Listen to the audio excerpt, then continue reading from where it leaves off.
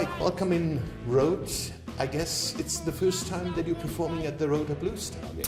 It's the second, but the first is on my own. I played with the Royal Southern Brotherhood, I think 2013 or 14 maybe, something like that, yeah. You're quite often in Germany now, performing Sure. Now on your own. Yeah. There's a special connection with Yes, Germany. well, the German fans that love blues, you know, they're such they seem to really, it fits, you know. And of course the record label we're with is Roof Records, and so that's based in Germany also.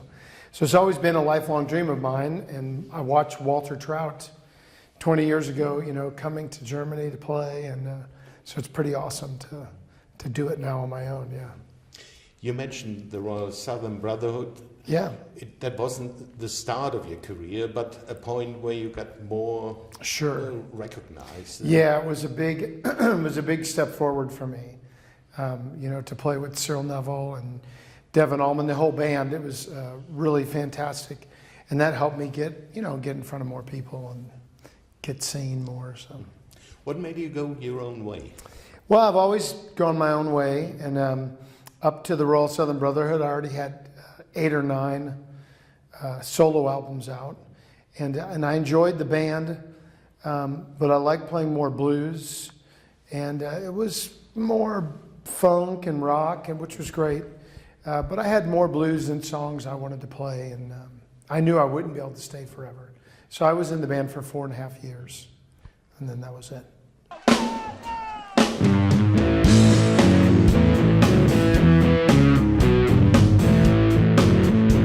This is a title cut from my newest record. It's called First Class Life.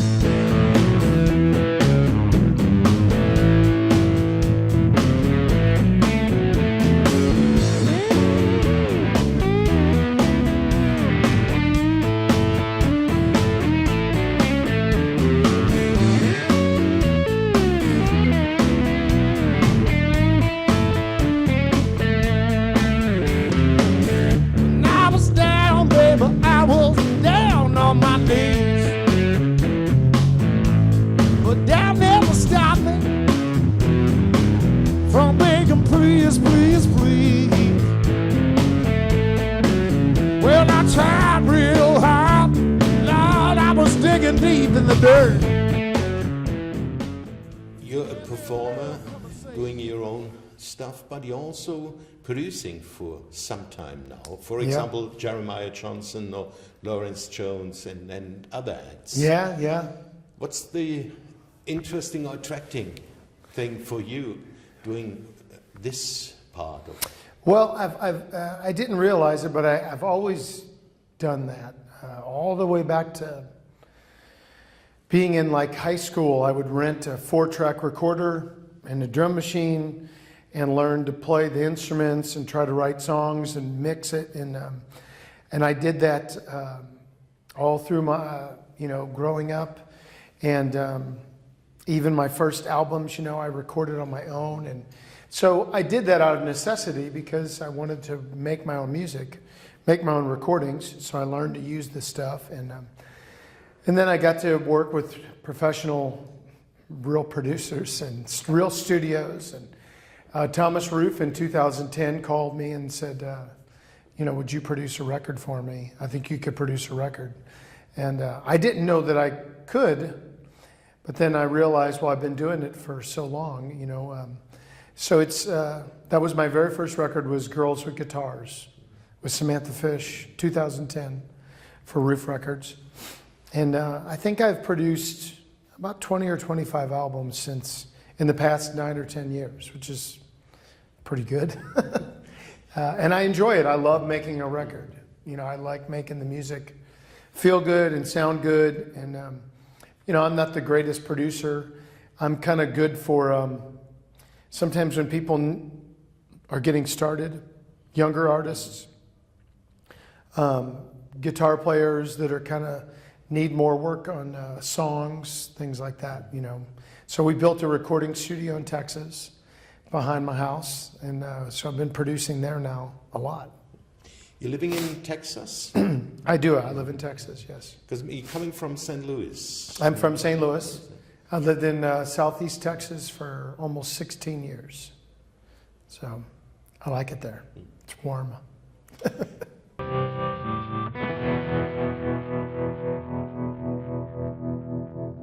an old black graveyard in Beaumont, Texas.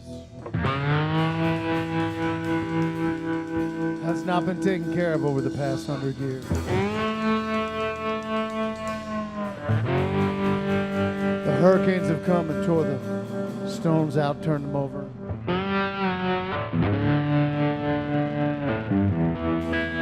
Nobody's done anything about it. Till they found out that Blind Willie Johnson was buried in that cemetery. This is a little story about it.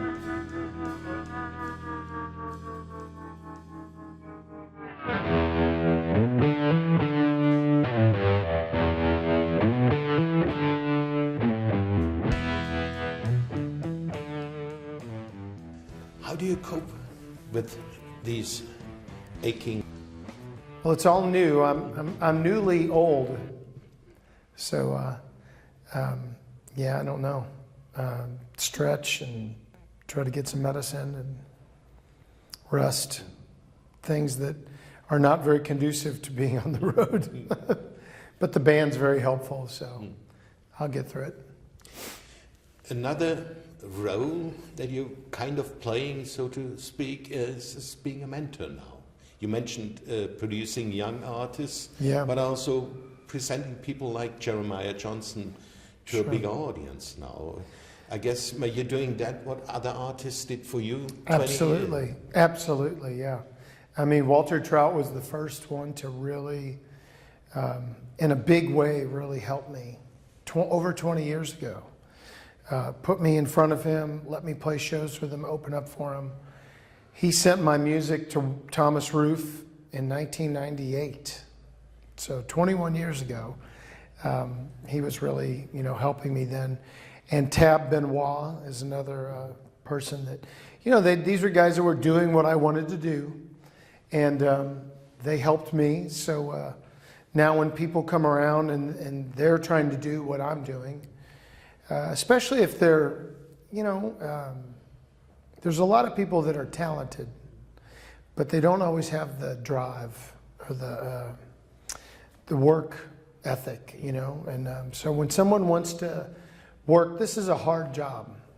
Being talented is just part of it.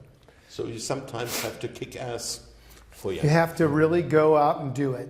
And so when someone has that in them and they want to be a part of it, I feel like if they, they deserve a chance, then I try to help them. Some of the people I've helped, they don't have that drive, and so it doesn't do much. But others, like Samantha Fish, she's a super talented, but has a lot of drive and works hard and a big heart. So does Jeremiah, so. It's great. I mean, it's great to get to a level where you can help someone and bring them with you on tour, and it's fantastic. Mike, thank you very much. Oh, thank you.